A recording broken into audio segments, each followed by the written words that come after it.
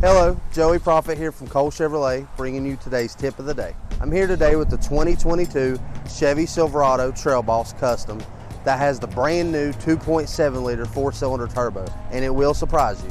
When most people think of a truck, they're always thinking of a V8. Well, Chevrolet came out with the brand new 4-cylinder 2.7 liter turbo that has over 310 horsepower and 420 foot-pounds of torque, which is plenty enough for people these days. Also with these trucks, some people like the speed of them, but don't worry, this has plenty of it. It's a full second faster than the 4.3 V6 in the Chevrolets, and almost a full second and a half faster than the 4.8 V8 that comes in the other Chevrolets. It gets better fuel mileage than the V8 and has almost the same towing capabilities.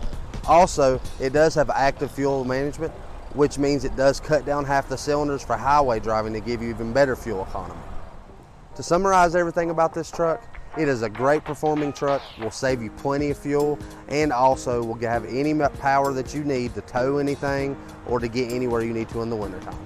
Thanks for watching today's tip of the day, and don't forget to come back next week for more tips and tricks.